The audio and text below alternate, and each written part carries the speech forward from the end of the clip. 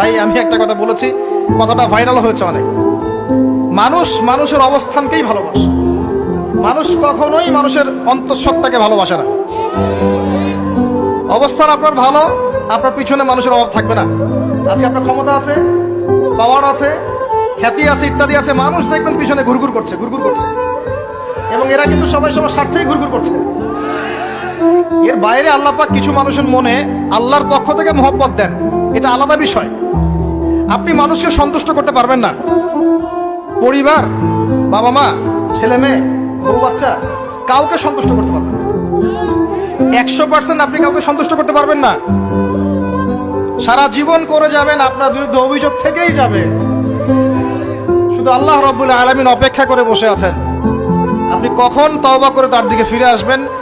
দিন আল্লাহ পাক আপনাকে মাফ করে দিবেন ইনশাআল্লাহ।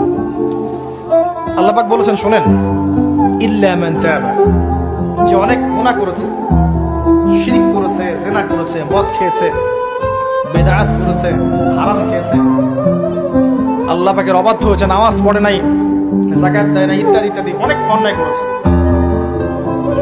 একদিন তওবা করে ফিরে এসেছে। আল্লাহ পাক বলেছেন, ইল্লা মান তাবা, যে ব্যক্তি তওবা করে ফিরে আসলো, ওয়া আমানা, এবং ঈমান নিয়ে আসলো, ওয়া আমিলা আমালান সালিহান, এবং এখন থেকে সৎ আমল করা শুরু করলো, হোক সে নারী বা পুরুষ, যে কেউ, যে কোনো বয়সের, যে কোনো বর্ণের, যে কোনো ভাষার, যে কোনো দেশের, এগুলো কিচ্ছু যায় আসে না আল্লাহ পাকের। ইন্নাল্লাহা লা ইয়ানজুরু ইলা আজসামিকুম ওয়ালা ইলা সুওয়ারিকুম ওয়ালাকিন ইয়ানজুরু ইলা কুলুবিকুম ওয়া আমালিকুম।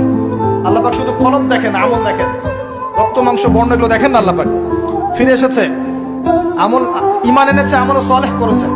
আল্লাহ পাক বলছে, উলাইকা, এরাই তারা, ইউবাদদিলুল্লাহু সাইয়্যাতিহিম হাসানাত, এরাই সেই ব্যক্তি যাদের সমস্ত গুনাহকে আমি আল্লাহ নেকি দিয়ে পরিবর্তন করে দেব। আল্লাহ অপেক্ষা করছেন আপনার জন্য।